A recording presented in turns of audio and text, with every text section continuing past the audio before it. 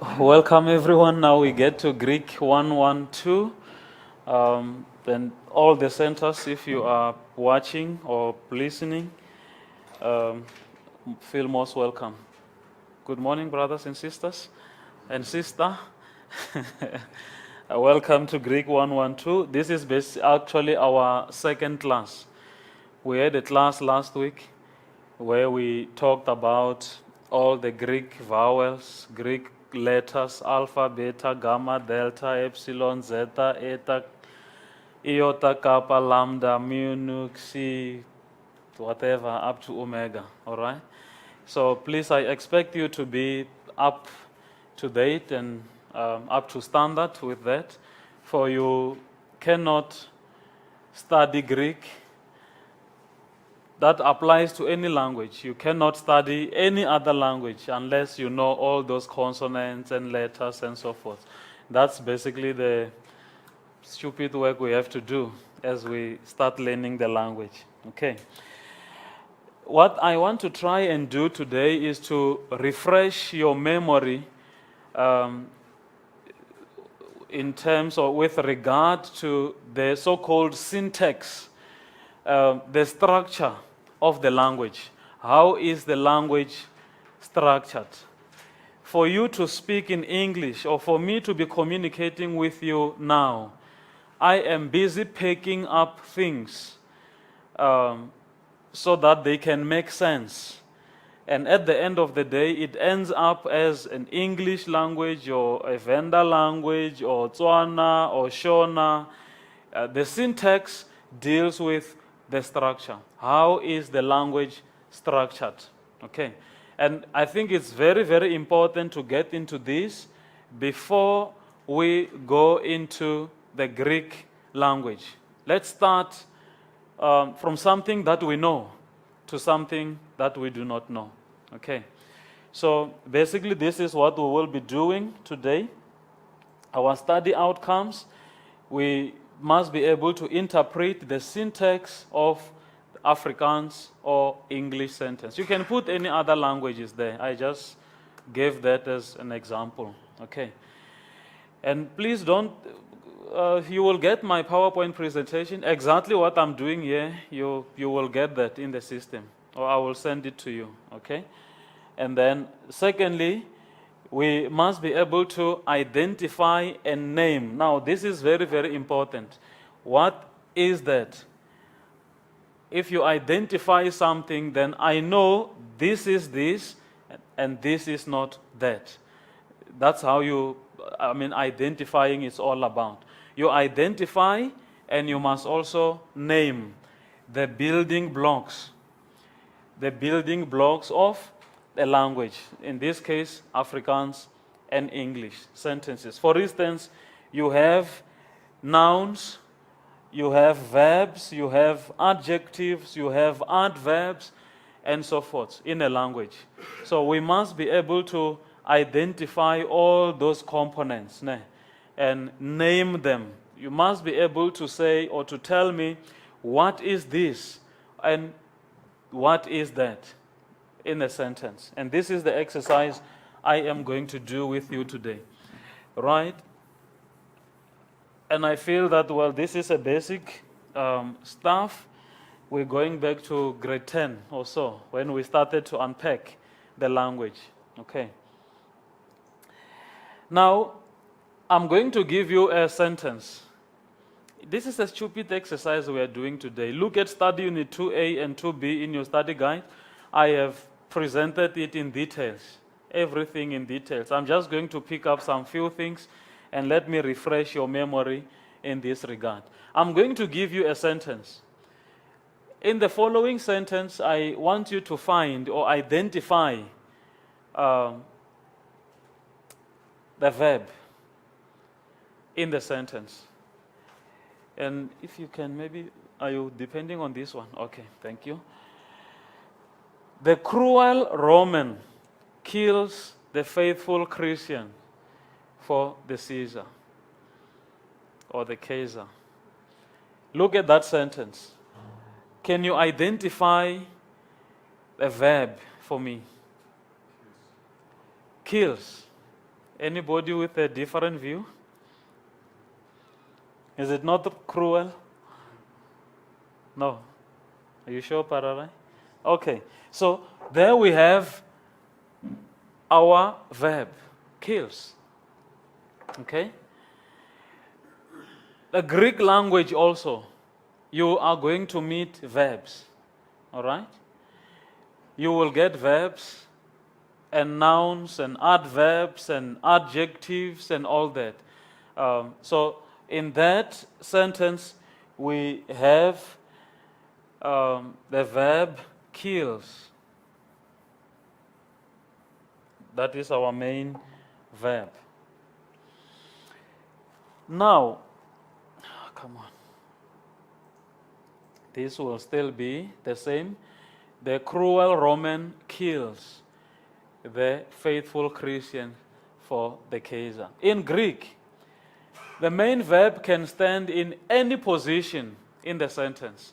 Greek does not mind the word order. The verb can be right at the end of the sentence, or can be in the beginning or in the middle, as long as you are able to study its suffixes, it's the ending. We call it a person ending. You will see that. As long as you study the endings, you will know that this is the verb. And you will know that this is a noun. And you will know that this is an adjective, and so forth. So in Greek, the main verb can stand in any position in the sentence. And then again, the verb can be qualified by an adverb of place, time, and manner. I will come back to that. It's actually our last slide. But now I'm focusing on the verb. So Greek has verbs also. Okay? That is the main thing I want to bring to you now. Now, there are 6 or 5 things that you have to know about the Greek verb. A Greek verb is analyzed in terms of time. Just like in English, the word, or Afrikaans, the word kills. I think the word kills. What time is this word? I cannot reset this anymore, otherwise it will waste our time. What is the time here? The cruel Roman kills. What is the time there? Which time are we dealing with? Present. He will not be killing, that will be the future. He did not kill, that will be the past. He was not busy killing, that will be the past continuous, but he kills now. It's present, okay?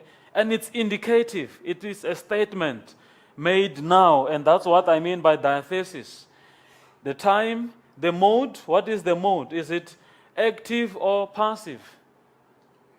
It's active. No, someone is not being killed by someone. It's the verb is active, okay? And then also the person. Where is the person? There. Is it the first? Is it I? Or is it you? Or is it he? Or is it we? You plural or they? What is happening here in the kills? What person is this? It's a third person. It's not I kills, it's not you kills, but he kills. He kills. So it's a third person. That's how we analyze a verb in a Greek language. And it's similar to the English, right? So whenever you analyze a Greek word, you must tell me all this: the time, the mode, the diathesis, and then the person and the number. What is the number there? When we talk about the number, we talk about whether it's singular or plural. Is it one person or more than one? It's singular. It's he. It's not they. Okay?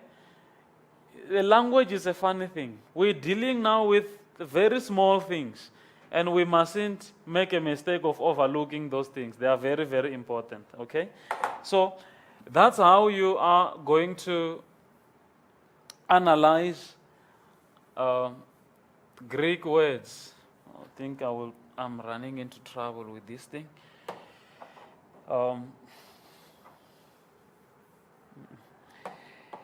Let's just continue. The next one. I'm running into, or you have to reset it for us. Oh, there it is. It's going now. But look, when I write the approach, you see that. So you really have to do that quickly for us.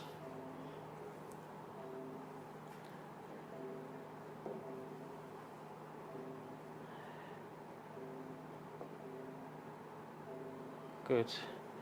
No. It's close. It's better. It's better. You can leave it there. Yeah.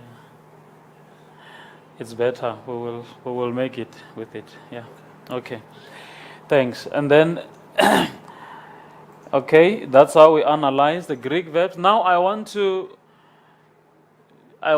to look at the following sentence and find or identify the subject. What is a subject in the sentence? Let's go. I'm giving you the same sentence. The cruel Roman kills. In the first instance, we dealt with the verb. He kills the faithful Christians for the Caesar. Now, I ask you here to find or identify the subject. Where is the subject of this sentence? Cruel. It's not the cruel woman. Can be too. A language is a very, very funny thing. We focus on small details. You cannot summarize and say, that whole thing is a subject, okay? No. The Roman. The Roman. The Roman. Forget about that for now, sorry. That is not a subject, okay? This sentence can still make sense when I say the Roman kills the Christians for the Caesar. Okay? So your Roman is your actual subject of the sentence. Okay. Now, I hope this thing won't disturb us that much. There is your subject, and then find the subject. The subject in Greek, I will always repeat this, even the next, up until your lesson 5 of Croy. Your subject of doing, we call it a subject of doing. It's a person who is performing what? The action in the sentence. You call it a subject. It can be an animal, it can be a thing, as long as it is performing the action in that sentence, it's a subject, okay? Who is actually performing the action in the sentence? The Roman. So he is our subject of doing, all right? Now the subject is always in the nominative case. We have 5 cases in Greek, and I will be mentioning them one by one, and at the end of the lesson, I will summarize them, okay? The case is actually a construction of a word which tells you who is doing what in the sentence, all right? The nominative tells you that this thing which is in the nominative case or a nominative form is the one that is performing what? The action. I want to repeat this. Greek, just leave writing a bit. Just leave writing and listen. Greek has 5 cases, okay? These cases, all of them, nominative, accusative, genitive, and the dative, I will mention them one by one as we continue.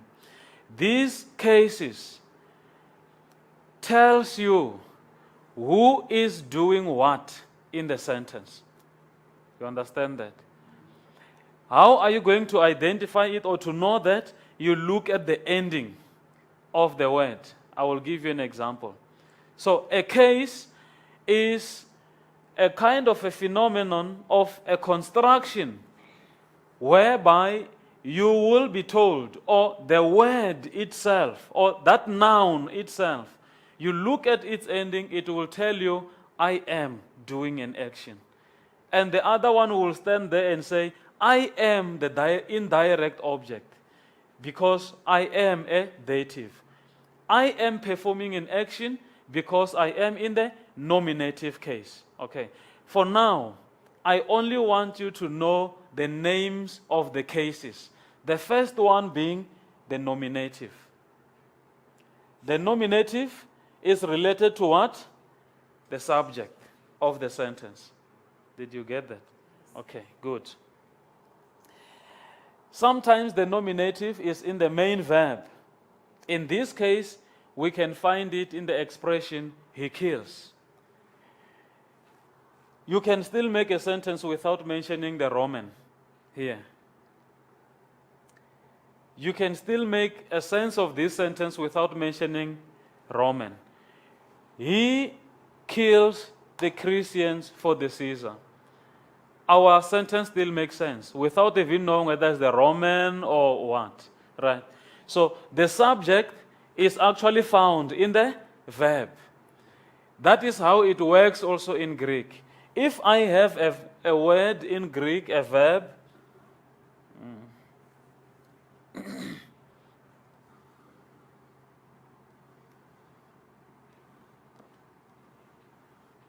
this thing is thelua, the word thelua.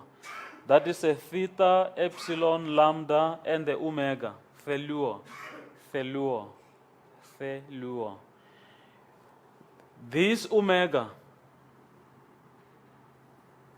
tells you of the person ending. It tells you of the subject. We call it a person ending. This is a verb, it's not a noun. Ne? You differentiate between a noun and a verb. Okay? This word means I desire, I want. And that omega tells you of the I, the person ending. Okay? Say we have again, I hope I will come okay with this thing. Oh my word. Here you have your thelei. This is actually the E. Thelei. It's still the same word. You can still see the thel is there, but the ending has changed. It's the A. It tells you now I have switched to another person. Theluo means I. Thelei means he. He desires. Okay? And we call these paradigms, where the word is going through, where the verb is going through stages. To say, I desire, you singular desire, he or she or it desires, and then in the plural, we desire, you plural desire, or they desire. So in all those person endings, the word will be changing the endings. I mean, in all those scenarios, the word will be changing the endings. We call that the person endings. So that's what I'm trying to say here, that in this case, we can find in the expression he kills, we also find the main subject. Okay. Don't mind about this. We will get into this when we start with our Greek sentences. But now I'm focusing on the English syntax, please. So you know what the subject is. That particular thing which is performing the action. Okay. The subject is always in the nominative case, and then we can also find it in the verb. Now, I'm going to give you a sentence again. I want you to identify the adjective which qualifies the subject. What is an adjective, in other words? An adjective is a word which qualifies what? The noun. Can be the subject, you are right. The subject can be the object or direct object. No. But an adjective is that word which functions or which qualifies the noun, whether negatively or positively. Let's see. Let's look at the example. Oh, same sentence. The cruel Roman kills the faithful Christian for the Caesar. Christians for the Caesar. Identify an adjective which qualifies the subject in that sentence. Pararai? Cruel. So our subject is qualified. Our subject is qualified. And how is it qualified? We know the type of the soldier who is killing the faithful Christians for the Caesar. What type of a soldier are we talking about? A cruel soldier. So that adjective, we call that an adjective. Adjective. An adjective qualifies the noun. And the noun can be a subject, it can be an object, we will come to that. So there it is. I know you as good students. I'm not talking about any other students. I have good students in my class. How are the students qualified? They are good. Okay? Bad boys always break into our houses. What type of boys do this? Bad ones. So they are qualified. And we use this figure of speech every day. I want my good guitar. I want my good, or I have a beautiful wife, and all that. We always want to qualify things whenever we mention them. And Greek also have this phenomenon. The adjective will always agree with the noun it qualifies, with case, number, and gender. The case, what case is that again? What case is your subject? Nominative. Your adjective must also be nominative. Okay? What gender is that? If it's a man or a woman, then it's a female or male.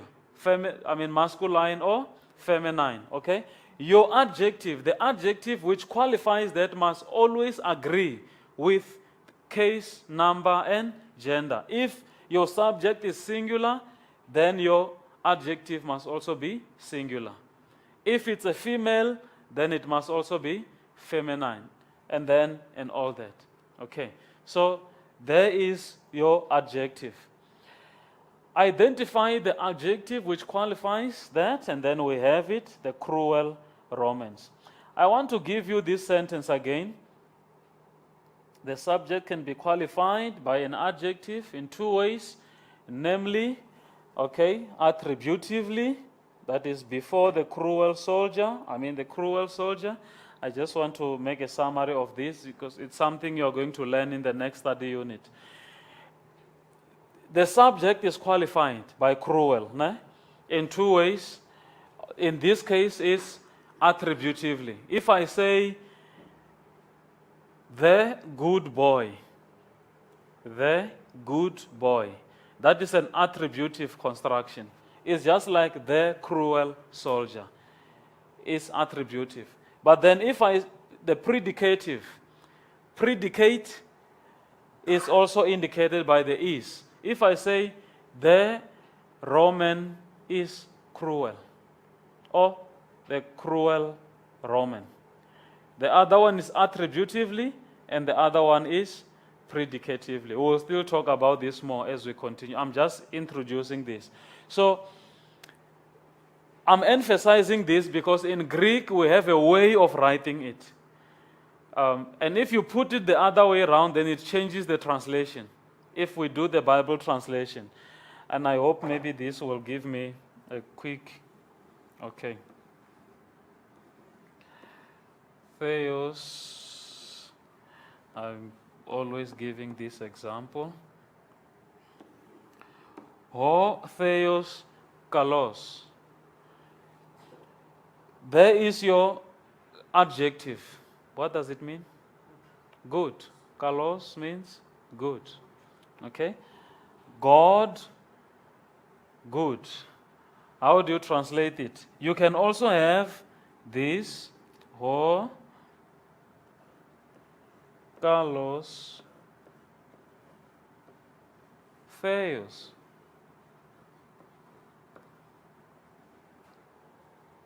What is the difference between these two? The positioning. And that positioning means a lot. It changes your sentence. The first one, the adjective is situated outside the article. That is a definite article, the. In English, well, we say God. We can't say the God. But literally, that's what it is. Okay? God, good. In this instance, we will say God is good. Okay? But if the adjective stays inside, between the article and the noun, then it becomes the good God. This is what we call the predicative construction, and this is what we call the attributive construction. So, but forget about Greek now. I'm just giving you an example, and it will actually work best when we get to the Greek syntax. But now I want you to remember the English syntax. Now, that's how the subject or the noun can be qualified attributively or predicatively. Okay? I'm going to give you another sentence. You must find the object or the direct object of the sentence. Okay? We dealt with the verb today. We dealt with the subject. We dealt with the adjective. And now we want to do what? The object or the direct object. The same sentence. The cruel Roman kills faithful Christians for the Caesar. Identify the direct object. It's not faithful Christians. It's Christians. Okay? Christians. I hope, Ori, you are okay there with the other class. So, that is the direct object of the sentence. That is Christians. Okay. Now, the accusative, your accusative case, your direct object will always be in the accusative. Your subject is nominative. Ne? Your direct object is accusative. Okay, the cruel Romans, okay, kills the faithful Christians. There, I underlined it. The object stands in the accusative case. That is in Greek. And then the object, just like the subject, can be qualified in two ways, attributively and predicatively. And that is the example we are coming into now. Find an adjective which qualifies the direct object in the sentence. It's the same sentence. Where is the adjective? This should be fairly easy now. Faithful. This thing is giving us a... Yeah, just switch it off. Yeah, thank you. I can feel now my... Okay, the cruel Romans kills the faithful Christians for the Caesar. Now, just like in the case of the subject, the direct object can be qualified. I said the adjective qualifies any noun. It can be a subject, it can be a direct object, or an indirect object. They can be qualified by adjectives. Okay. That's the cruel Romans, and then you have your faithful. The qualification tells you more about the noun. What type of Christians are being killed? Okay? Faithful. The faithful ones.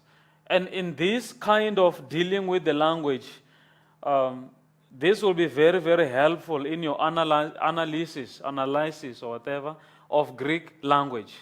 Because we are dealing with words. You must know who is doing what. And who is the type of a person, or the type of a person mentioned, how is he qualified? Okay? I know this pastor who was not sure the story of Jonah. You remember that joke? Yes, who actually swallowed who in that sentence? It's whether it was a sheep or the fish swallowed Jonah, but it doesn't make sense.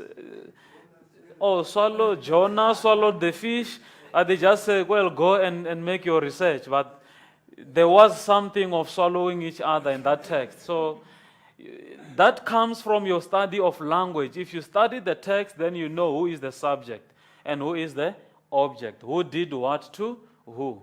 These are the basic things also in Greek. The adjective qualifying the object is also in the accusative case. I said the qualification will always agree with the noun it qualifies with three things. What are they? Now you will have to learn to sing these three things, because throughout your 3 semesters, first year and second year, actually your study of the whole study of Greek, you must know the so-called case, number, and gender. The 3 things. The adjective will always qualify a noun, and it will always agree with the noun it qualifies in 3 things.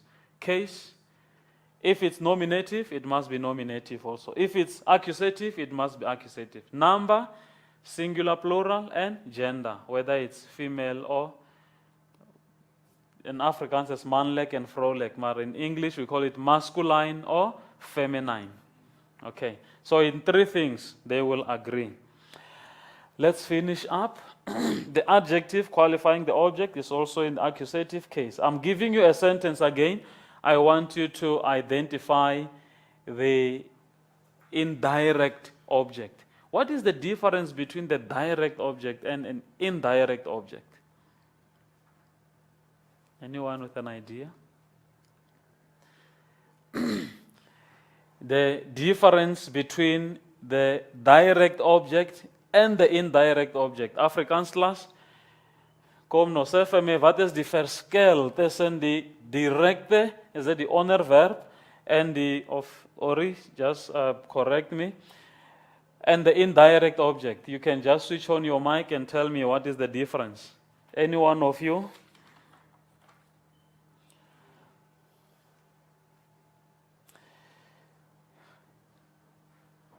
Are you there?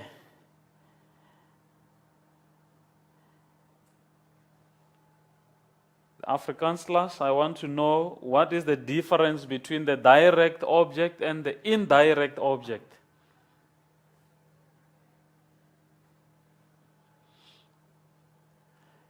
Is your microphone not working that side?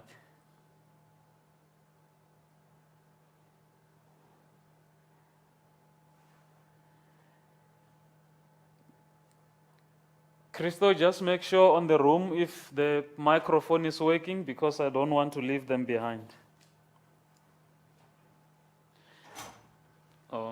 Is the mic on that side? I'm asking them a question, they must. The Afrikaans can't speak back. Is it? No. Oh, that's a problem. Okay, it's okay. Find the indirect object in the following class. They will just have to follow our presentation. The cruel Roman kills faithful Christians for the Caesar. Identify an indirect object. Caesar. Okay? But take it with all the prepositions. For the Caesar.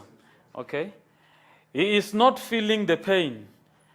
But this particular thing which is being done is done to his favor. Okay?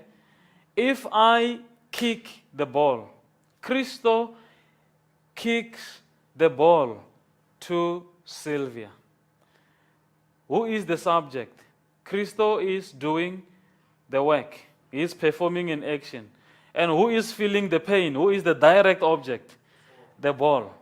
But then Sylvia is receiving the ball. She stands in the advantageous position. She is an indirect object. Okay. In this instance, the cruel Roman. You can only speak to the English people, or the English section. Is it? Okay, it's fine.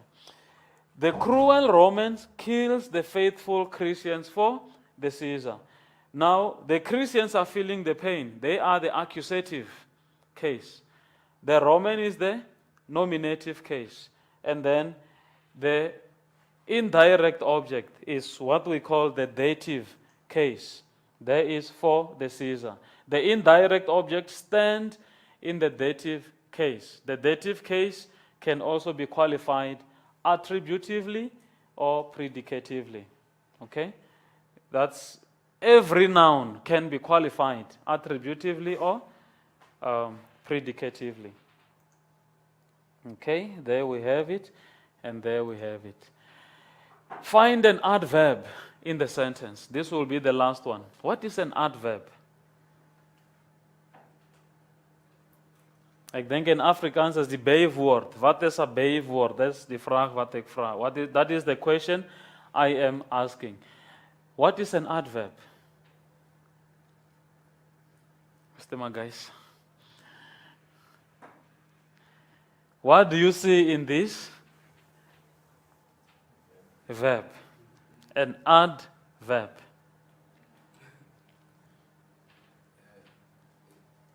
a word that comes before the verb. Not necessarily come before the verb. It can come after the verb, but a good answer would be, or a fair answer would be, an adverb is a word that qualifies the verb. That's why it's an adverb. It qualifies the verb, okay, in 3 ways. It qualifies the verb in 3 ways, and here are they. Let's see. The cruel, okay, tomorrow, the cruel Roman will kill. Mafikeng, are you raising up your hand? Just open your mic and speak to me. Mafikeng.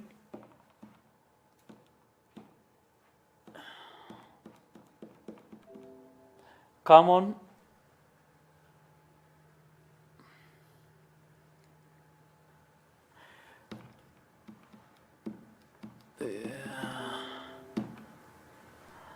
Just open your mic and speak to me. There is a question from Mafikeng, so we have to address that. Is your mic open? Actually, 2 questions.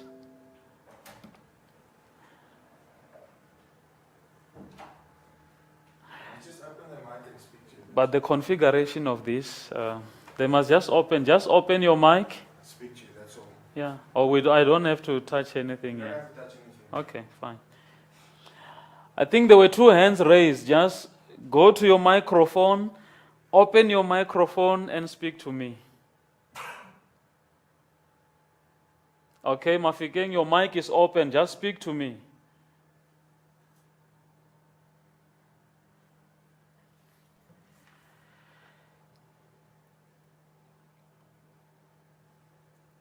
I'm waiting. They're not going through. Yeah. Monitor 1 microphone is which one is? Yeah. Yeah.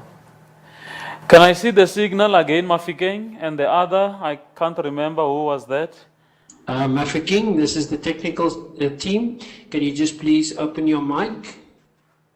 Okay, then the technicians have heard that. Was there a question, Mafikeng, or what is going on?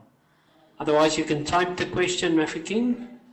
Just type the question then and send it to my email or an SMS quickly, then I can address that, because we're giving you an opportunity to raise your questions, but you are not coming through. If it's Johannes or Sarel and Mafikeng, please just send me an email, or then I can be able to address your question, because you are not coming through. I think for now, let's just continue. But keep trying, and then if your mic opens, up, and then we will give you that opportunity to raise your question. I'm still talking about the adverb, that word which qualifies the verb in three ways, and these are the three ways I'm going to, okay? Can you identify then first the adverb in this sentence? Can I identify an adverb in the sentence? Mafikeng, feel free anytime you want to interrupt me and ask the question. Can we identify the adverb?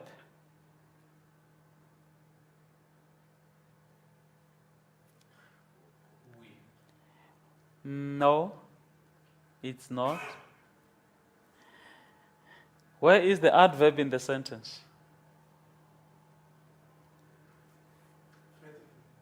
What? No, we dealt with faithful. Faithful qualifies Christians. Mafking? The adverb is tomorrow.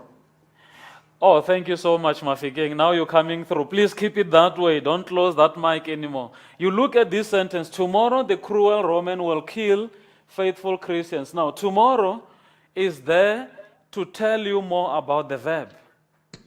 When will the action take place? Okay? When is the action going to take place? Tomorrow.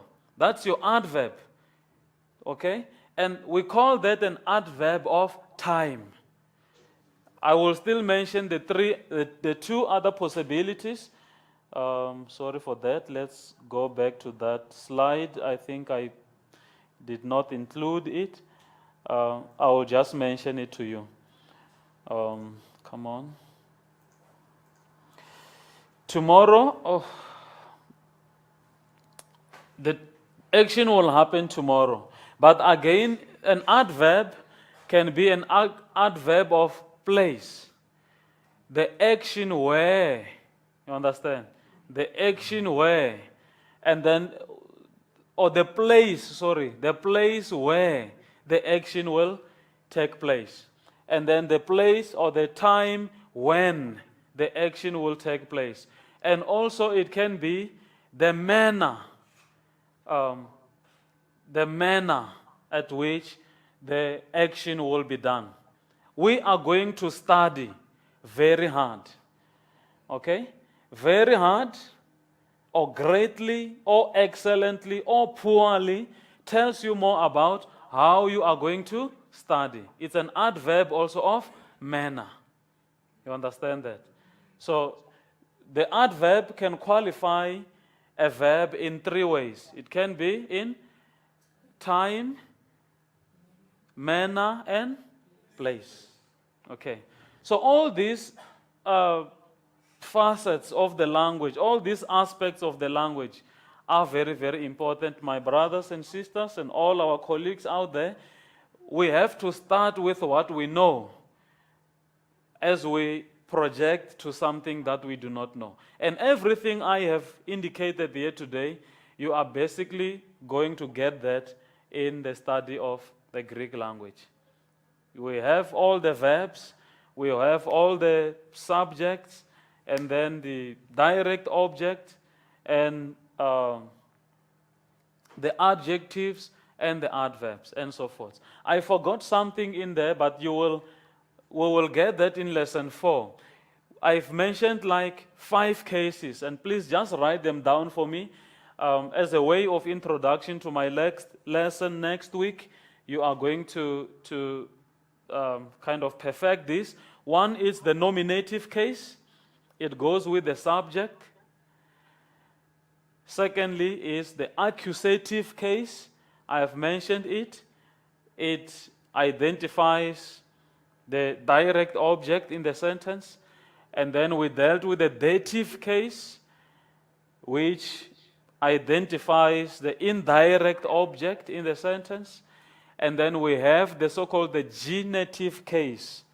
The genitive case. I'm sorry for my board is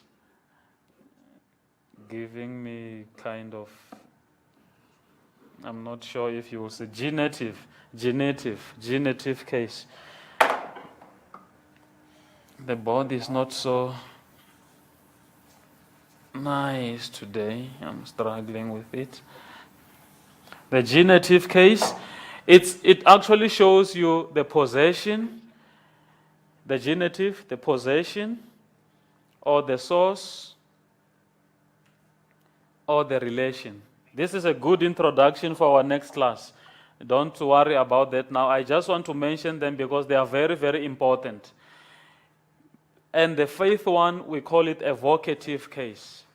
A vocative case. I want to repeat all the functions with the 2 minutes I'm still having. What is the function of the nominative, Pararai? Who?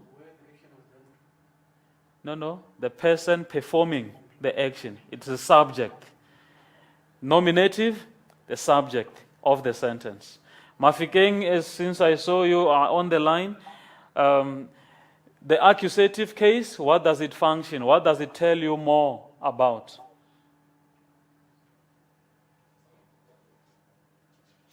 The accusative case, Mafikeng? It tells us more about the direct object. It tells us more about the direct object. Excellent. And then let's go to the genitive or the dative case. Can I hold you again, Mafikeng, on the line as you help us? The dative case. It tells us more about the dative case. Indirect object. An indirect object, okay? Thank you so much, Mafikeng, for your contribution. And then we go to the genitive case. 3 things I have mentioned. What are they? The genitive case will tell you more about the possession, the source, and the relation. I want to give you an example. The Spirit of God. That of God. Now we identify the Spirit, the source of the Spirit. Where does this Spirit come from? It comes from God. In the Bible, you'll also get such reference whereby we talk about evil spirits. Okay?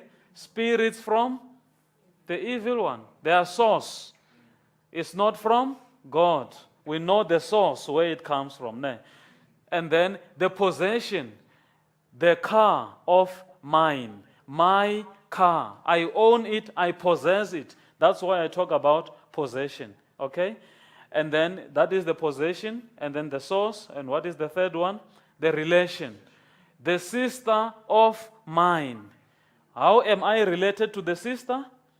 She is my sister. We are related. So you are going to get those kind of uses in the Greek language. And I don't want to bombard you with a lot of information, but having done this today, you have kind of revived your syntax, the English syntax, and just a little bit I was touching also on the Greek syntax in terms of how do we analyze the verb in Greek, how do we analyze the noun, the 3 things, how do you analyze the noun, the chief characteristics of a noun, or an adjective. What are those 3 things? I said you must learn to sing them out. You must know those. What is that? Case, number, and gender. Mafikeng, are you there? The 3 characteristics of a noun. Never forget that. Case, number, and gender. That's how we analyze a noun. How do we analyze a verb? There are 5 things that I told you. If I can hear you, Mafikeng, or any other participants out there, I just got hold of Mafikeng today. I enjoy your contribution. The 5 things I've mentioned regarding the analysis of the Greek verb, what are they, Mafikeng? If you can just come in and we can conclude.